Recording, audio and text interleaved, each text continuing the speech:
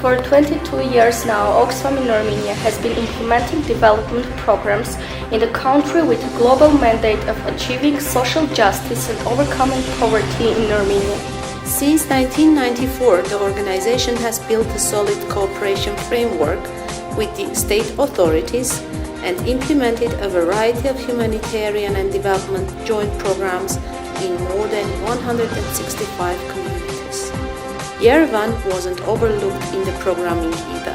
One of Oxfam's recent projects with a 3-year duration is called Increasing Civil Society Participation in National Policy Dialogue in Armenia, funded by the European Union. Within its framework, Oxfam in Armenia and the Economic Development and Research Center elaborated 6 evaluation reports of 6 budget programs in the sectors of healthcare, agriculture, and social protection. Oxfam was able to work with more than 40 CSOs and 5 CSO coalitions dealing with relevant sectors and used the opportunity to build a constructive and comprehensive policy dialogue with the government.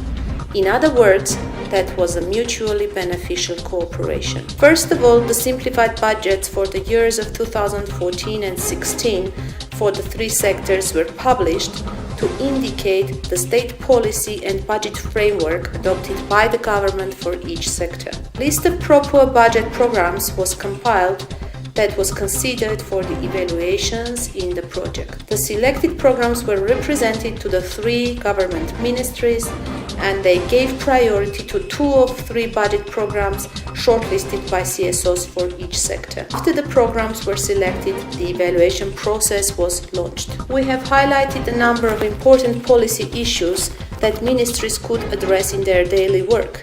Given the fact that the ministries often experience lack of human and financial resources to carry out such detailed evaluations of budget programs on an annual basis. The following 2 budget programs were selected within the social protection sector: the Family Living Standards Enhancement Benefits Budget Program and the At-Home Social Services to the Single Elderly Budget Program. The very first findings of the evaluation were highly topical. The evaluation results showed a high level of inclusion and exclusion errors within these budget programs. Results were indeed shocking. For instance, one of the figures revealed was that 44% of beneficiaries of the state benefit system weren't poor at all. This indeed brings about public shock, as the topic of poverty is important for everyone. Those figures and statements were so convincing that we were able to form a joint working group with the Ministry of Social Protection, which provided an opportunity also to review the family vulnerability scoring formula, which had caused the flaws. The dialogue was successful. The ministry accepted the findings and took relevant steps to improve the policy on state benefit system to make it more targeted and effective. Among the killer facts published as a result of evaluation were 56% of those included in the state benefit system weren't the extremely poor, while the program's primary aim was to reduce the level of extreme poverty in Armenia. It's true that the state program had reduced the number of extremely poor residents of Armenia by 2 to 3%, but it didn't lead to those significant and positive changes that could have been expected. The recommendations regarding the Family Living Standards Enhancement Benefits Program were quite strong and sharp and had a widespread public feedback that resulted in a number of detailed discussions in the ministry. Moreover, the ministry found the recommendations deriving from the reports to be well-grounded. The amendments were proposed to the government's approval in the form of amendments in the provisions of relevant government decree. The most important recommendation referred to the inclusion and exclusion errors of the system. There are poor households that aren't included into the system, and on the contrary, some of the families benefiting from the system aren't regarded poor if brought into comparison. And in this respect, the need of changing the family vulnerability scoring formula was once again highlighted. The next positive advancement, subsequent to the publication of the mentioned figures, referred to at-home social services to the single elderly budget program. Words became actions. The Ministry of Labour and Social Affairs accepted 4 recommendations at one stroke. The Deputy Minister is quite satisfied with the collaboration. The reforms will contribute to more efficient and targeted interventions. Just in terms of the results, it was even more than we could have expected.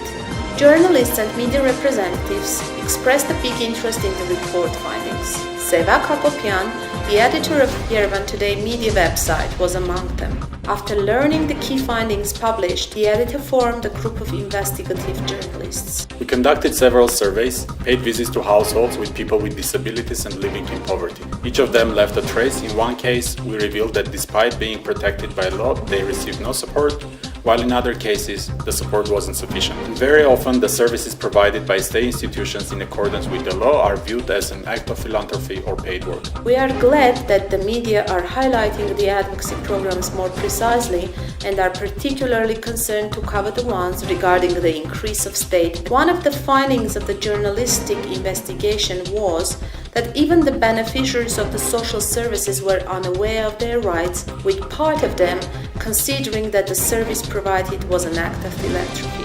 The findings weren't limited to the above mentioned. Journalist Laura Mamian covers issues related to social rights.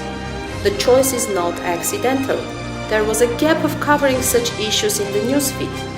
After raising the issues, she comments that if each sphere operated appropriately, she wouldn't have to conduct the functions of a social worker besides her media obligations.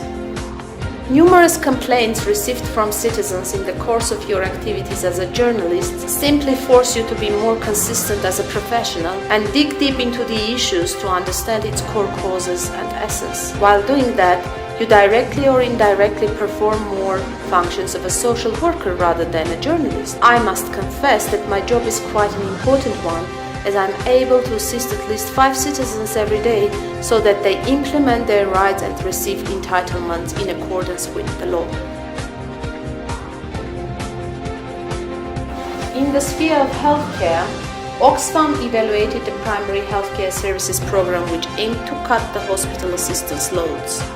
The key findings showed that the visiting rates to primary healthcare clinics and other primary healthcare institutions were only 20%. This figure led to a number of questions. What is going on there? Why don't our citizens use those services? Even in case of 20% attendance, we see queues in primary healthcare clinics. How can we increase awareness of primary healthcare services among the wider population? The primary healthcare sector offers a lot of useful services which are rarely used by people. The program also targets persons with disabilities, who should receive the needed medication on free and discounted basis, while the evaluation report found very big gaps in the program of distribution of medication. Only 17.3% of the beneficiaries had exercised their rights in this respect. In the project, a fruitful cooperation with the 3 ministries was held. The partners don't deny. There have been disagreements during the working process. As the Deputy Minister of Healthcare, Sergei Khachaturian, cited, he was caught by surprise by the figures published by the Oxfam. There are several methodology-related concerns. Figures revealed as a result of Oxfam EDRC evaluations were quite a surprise for us, as we received other results for the same budget program using a different methodology. The program partner, the Economic Development and Research Center, makes the following comment regarding the report methodology. State bodies publish limited information and data. In addition to that, we present data and information which often is not present in the official statistics.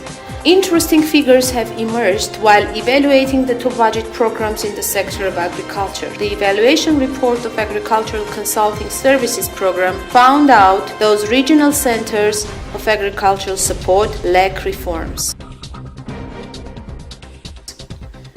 A number of issues were raised while carrying out the evaluation of state support to agricultural land users program, which regulates the provision of fertilizers and diesel fuel to farmers. The highlight and concrete tackling of issues has given practical results.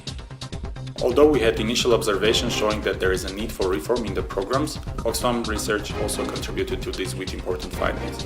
Taking all this into account, government programs are in the process of revision and some of them already are in the implementation stage. For example, we aim to make budget programs on the fertilizers and seedlings provision more targeted to reach directly farmers. We also aim to increase accountability. Findings also show that there are problems. Oxfam research comes to highlight that the reforms should be continuous. Advocacy trainings for civil society organizations conducted by the project gave us opportunity to learn a lot and create a platform for discussion of various issues and approaches existing in the field. In 2017, the Ministry of Agriculture announced a tender regarding the purchase of fertilizers, and besides, the Minister has promised to cease the distribution of diesel fuel to farmers as it has proved to be inefficient. One of the significant achievements in the project is the empowerment of civil society, particularly in terms of conducting independent monitoring, evaluation and advocacy. For instance, Armavir Development Center CSO achieved practical success after studying the introduction of state model of service outsourcing. We are able to endow those organizations' experience and capacities with new quality. While providing services, they become involved in advocacy at the national level. When we launched our research on state outsourcing of services, it turned out that 11 CSOs received grants, subsidies from the state budget of Social Security, but no mechanisms explain how those organizations have turned up in that budget line. There is no procedure of grant provision, no transparency and accountability mechanism. Due to our lobbying, the government agreed to put the model of service delegation into practice in Armenia, and it should be realized within 3 years. Advocacy trainings for civil society organizations conducted by the project gave us opportunity to learn a lot and create a platform for discussion on various issues and approaches existing in the field. Oxfam rates the outcome of the evaluation of 6 programs high. The program initiators claim that monitoring is important both for the state, beneficiaries, and the civic society. If these programs don't undergo regular evaluations, if we don't define clear outcome indicators that measure the impact of this and other programs implemented via public funding, we can never find out whether we are moving in the right direction or not, and we can't demand more if we aren't accountable to the poor and vulnerable people and citizens of Armenia. The society must be actively involved in the independent evaluation of budget programs, which will result in more adequate planning and implementation. As a legal successor and spin-off of the Oxfam in Armenia, Oxygen Foundation will be consistent in advocating for the adoption of all the recommendations and continue cooperation with state institutions and other stakeholders after the end of this project,